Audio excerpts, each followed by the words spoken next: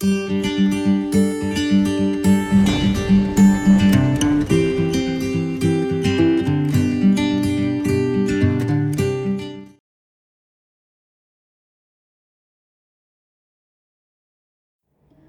Friends, मैं doctor Kajal Mangukiya, practising gynaecologist since more than 15 years at Orchid hospital and IVF centre Surat. नमस्कार, आपका स्वागत है ऑर्किड पेशेंट्स अवेयरनेस सीरीज़ और डायबिटीज़ सीरीज़। और डायबिटीज़ सीरीज़ में आज मैं बात करने वाली हूँ डायबिटीज़ विद फीमेल इनफर्टिलिटी।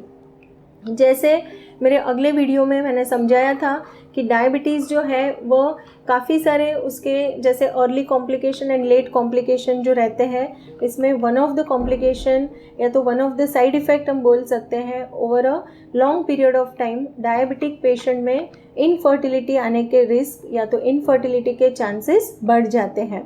तो आज मैं बताने वाली हूँ कि पहले तो why diabetic patient are more prone for infertility. जैसे आपको पता है कि नेचुरली प्रेगनेंसी प्लान करते हैं, सो यह यूट्रस होता है, यहाँ पे दोनों फेलोपियन ट्यूब्स हैं, दोनों बाजू के ओवरीज हैं, और जब भी नेचुरली कंसीव होता है ऑन एन एवरेज 12th या तो 14th डे पे यहाँ से ओव्यूलेशन होता है, यानी कि एग जो है वो फेलोपियन ट्यूब में एंटर होता है। दोनों बाजू के फेलोपियन ट्यूब्स ओपन होना ज़रूरी है, और यहाँ से जो स्पर्म्स है उसका अगर मोटिलिटी वगैरह नॉर्मल होगा, काउंट नॉर्मल है, तब जाके यहाँ से स्पर्म यहाँ से oocyte एंड स्पर्म कंबाइन होकर एम्ब्रियो डेवलप होता है, और यह जो एम्ब्रियो है वह यूट्रस के अंदर के लाइनिंग में इम्प्लांटेशन की प्रोसीजर होती है। So for natural pregnancy fallopian tubes normal होने चाहिए, ओवरीज नॉर्मल होने चाहिए, और यूट्रस हेल्दी होना चाहिए। डायबिटिक पेशेंट जो रहते हैं आइदर टाइप 1 डायबिटीज़ या तो type 2 diabetes, diabetic patients in general more prone for the infection. So यहाँ से अगर हम स्टार्ट करते हैं तो बच्चेदानी के मुख का यानी कि सर्विक्स का इन्फेक्शन हो सकता है, यूट्रस के अंदर इन्फेक्शन स्प्रेड हो सकता है, दोनों बाजू के जो फेलोपियन ट्यूब्स हैं वहाँ पे भी because of infection fallopian tubes block होने के चांसेस बढ़ जाते हैं। और लास्ट की ओवरीज जो होती हैं, जनरली टाइप 2 डायबिटिक पेशेंट्स जो होते हैं उसमें obesity, polycystic ovarian disease and diabetes, यह एक ट्रायड बन जाता है, और इस वजह से उनको ओव्यूलेशन में तकलीफ़ हो सकती है, यानी कि एनओव्यूलेटरी साइकिल होती है, and that could be one of the reason for infertility.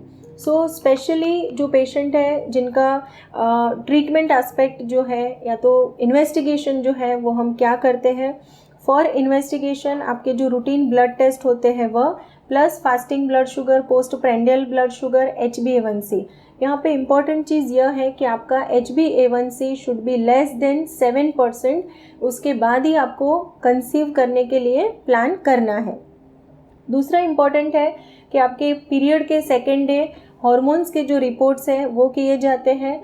Fallopian tube का टेस्टिंग जो है ऑन एन एवरेज पीरियड के 8th या तो 9th डे किया जाता है, आइदर HSG या तो SSG। रूटीन आपका सोनोग्राफी होता है, और पर स्पेकुलम एग्जामिनेशन। यह हो गया इन्वेस्टिगेशन। अभी ट्रीटमेंट में बेसिक थिंग जैसे अभी मैंने बताया कि आपका जो शुगर है, fasting blood sugar should be less than 100। PP2BS जो है हमारा टारगेट होता है कि एटलीस्ट 140 to 160 के नीचे PP2BS होना चाहिए, ताकि आप कंसीव करते हो तभी भी आपको एंटी डायबिटिक मेडिसिन जो है उसका डोज ज़्यादा नहीं बढ़ाना पड़े। उसके बाद होता है कि अगर आपके फेलोपियन ट्यूब्स नॉर्मल है, आपके ओवरीज नॉर्मल है, तो आप नेचुरली कंसीव करने के लिए आपको डेज दिए जाते हैं कि पीरियड के 10th day, 12th day, 14th day आप रिलेशन प्लान कर सकते हैं और नेचुरली कंसीव कर सकते हैं। इन केस जो पेशेंट है जिसमें एनओव्यूलेटरी साइकिल है तो उनको हार्मोन बैलेंस करने के लिए मेडिसिन वगैरह दिए जाते हैं, रूटीन फॉलिकुलर स्टडी किए जाते हैं, एंड इफ़ इंडिकेटेड तो IUI की ट्रीटमेंट दी जाती है। इन केस कोई पेशेंट है जिनका ओबेसिटी यानी BMI बहुत ज़्यादा हाई है, या तो उनका जो ओवेरियन रिजर्व है वह अगर कम है, तो ऐसे पेशेंट के लिए IVF, इवन कोई पेशेंट है जिनके फेलोपियन ट्यूब्स ब्लॉक है तो ऐसे पेशेंट को IVF का ऑप्शन दिया जाता है। So thank you friends for watching this video.